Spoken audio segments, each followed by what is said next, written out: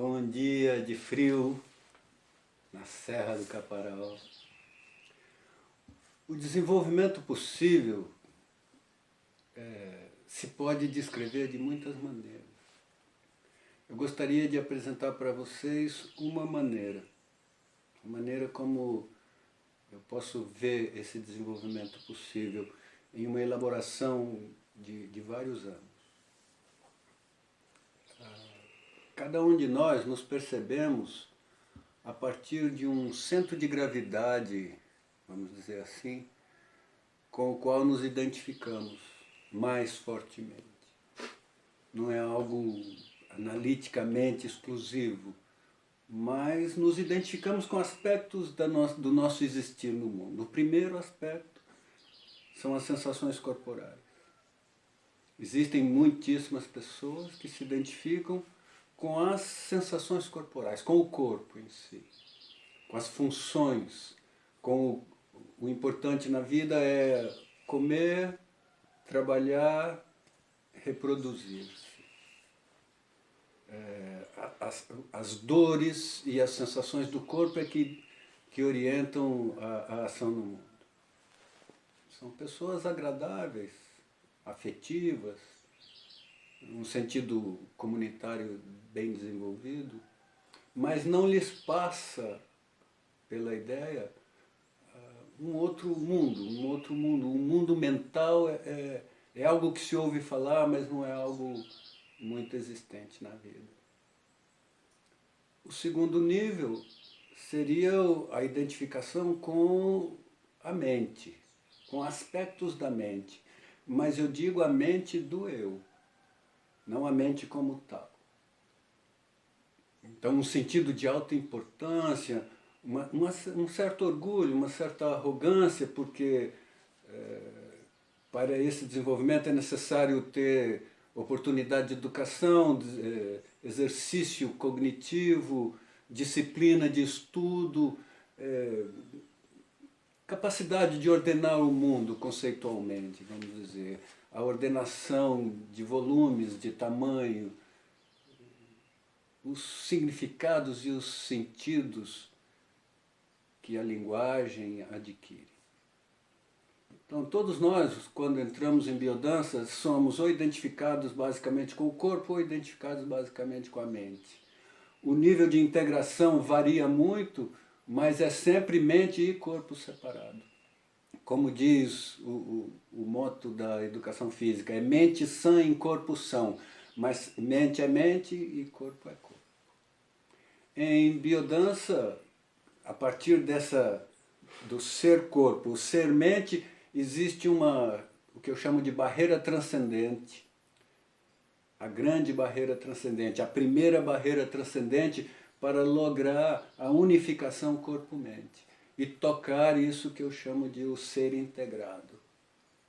O ser integrado capaz de amar. A mente não é capaz de amar.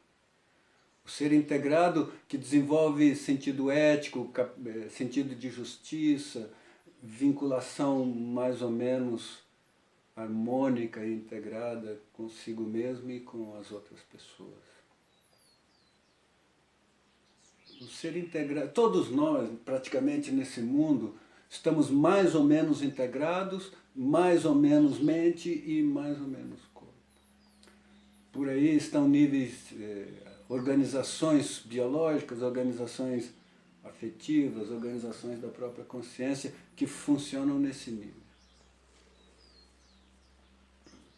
Logo, uma possibilidade de vinculação com a natureza. A partir de um certo nível de integração, nos sentimos parte da natureza também.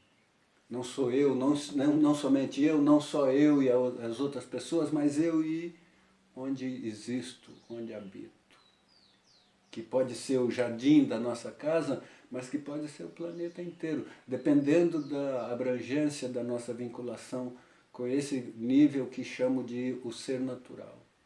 Vinculação com os 4 elementos, sentir-se parte dos elementos, em um nível mais profundo, sentir que somos os elementos mesmos, somos feitos dos elementos mesmos. Os reinos da natureza, vegetal, animal, mineral.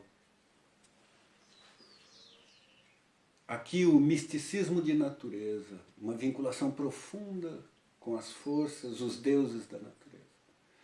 Em um outro nível, a partir de outro aspecto transcendente, a vinculação com os arquétipos, as divindades.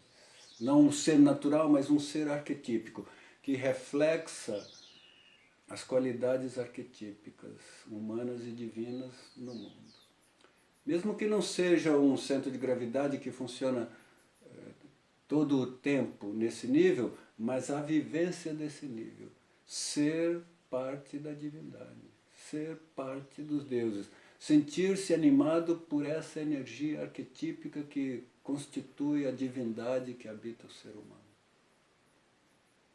Aqui, até esse momento, estamos ainda lidando com a forma das divindades, a forma dos deuses. Se logramos um outro salto transcendente, vamos tocar o ser, energia que anima a forma. Não somente a expressão dos deuses, mas a energia que anima a divindade. Aqui sim o arquétipo mesmo, o bloco energético básico que constitui o mundo mental e que constitui o mundo do comportamento cotidiano. E os místicos e os sábios dizem que existe um salto ainda além da energia em que a pessoa se expande infinitamente por toda a eternidade e é o ser luz, onde está gravada a memória de toda a existência, de toda a eternidade, de todos os tempos. O que é chamado o Akasha, ou o nível de consciência chamado Alaya, pelas escrituras tântricas. Esse é uma das maneiras que podemos descrever esse mundo possível, que não é fantasioso, que não é místico no sentido comum em que a palavra é utilizada e que nem é mítico no sentido comum que a palavra é utilizada. É a possibilidade humana.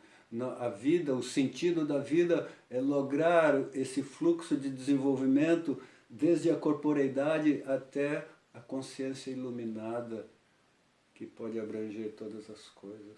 E perceber que nós existimos dentro desse grande campo de consciência. Nós vamos seguir aprofundando esse nosso tema, que é o desenvolvimento possível. Muito grato. Bom dia de frio na Serra do Caparaó. O desenvolvimento possível se pode descrever de muitas maneiras. Eu gostaria de apresentar para vocês uma maneira como eu posso ver esse desenvolvimento possível em uma elaboração de vários anos. Cada um de nós nos percebemos a partir de um centro de gravidade, vamos dizer assim, com o qual nos identificamos mais fortemente. Não é algo analiticamente exclusivo, mas nos identificamos com aspectos do nosso existir no mundo. O primeiro aspecto são as sensações corporais. Existem muitíssimas pessoas que se identificam com as sensações corporais, com o corpo em si, com as funções, com o importante na vida é comer, trabalhar, reproduzir-se. As dores e as sensações do corpo é que orientam a ação no mundo. São pessoas agradáveis, afetivas, num sentido comunitário bem desenvolvido, mas não lhes passa pela ideia um outro mundo. O mundo mental é algo que se ouve falar, mas não é algo muito existente na vida. O segundo nível seria a identificação com a mente, com aspectos da mente, mas eu digo a mente do eu. não a mente como tal. Então, um sentido de alta importância, um certo orgulho, uma certa arrogância, porque para esse desenvolvimento é necessário ter oportunidade de educação, exercício cognitivo, disciplina de estudo, capacidade de ordenar o mundo conceitualmente, vamos dizer, a ordenação de volumes, de tamanho, os significados e os sentidos que a linguagem adquire. Então, todos nós, quando entramos em biodança, somos ou identificados basicamente com o corpo ou identificados basicamente com a mente. O nível de integração varia muito, mas é sempre mente e corpo separado.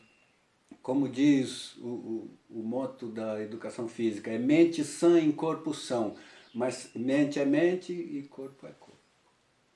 Em biodança, a partir do ser corpo, o ser mente, existe o que eu chamo de barreira transcendente.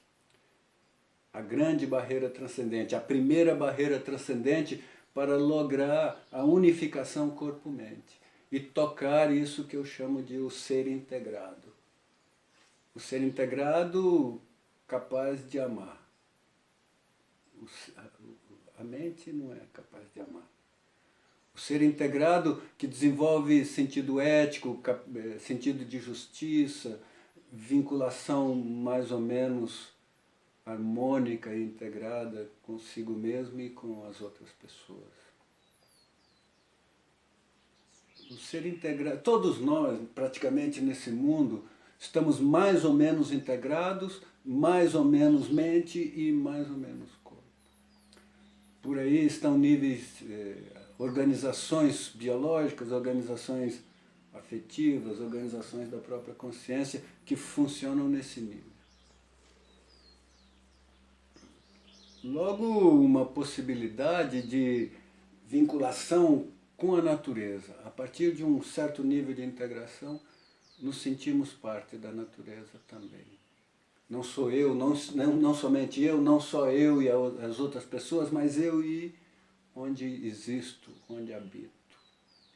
Que pode ser o jardim da nossa casa, mas que pode ser o planeta inteiro, dependendo da abrangência da nossa vinculação com esse nível que chamo de o ser natural. Vinculação com os 4 elementos, sentir-se parte dos elementos, em um nível mais profundo, sentir que somos os elementos mesmos, somos feitos dos elementos mesmos. Os reinos da natureza, vegetal, animal, mineral.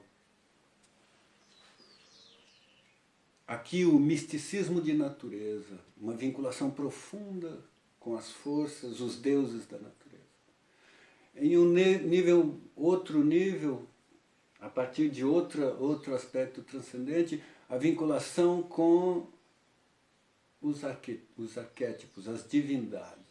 Não um ser natural, mas um ser arquetípico, que reflexa as qualidades arquetípicas, humanas e divinas no mundo. Mesmo que não seja um centro de gravidade que funciona todo o tempo nesse nível, mas a vivência desse nível. Ser parte da divindade, ser parte dos deuses. Sentir-se animado por essa energia arquetípica que constitui a divindade que habita o ser humano. Aqui, até esse momento, estamos ainda lidando com a forma das divindades, a forma dos deuses. Se logramos um outro salto transcendente, vamos tocar o ser, energia que anima a forma. Não somente a expressão dos deuses, mas a energia que anima a divindade. Aqui sim o arquétipo mesmo, o bloco energético básico que constitui o mundo mental e que constitui o mundo do comportamento cotidiano. E os místicos e os sábios dizem que existe um salto ainda além da energia em que a pessoa se expande infinitamente por toda a eternidade e é o ser luz. onde está gravada a memória de toda a existência, de toda a eternidade, de todos os tempos. O que é chamado o Akasha, ou o nível de consciência chamado Alaya, pelas escrituras tântricas. Essa é uma das maneiras que podemos descrever esse mundo possível, que não é fantasioso, que não é místico no sentido comum em que a palavra é utilizada e que nem é mítico no sentido comum que a palavra é utilizada.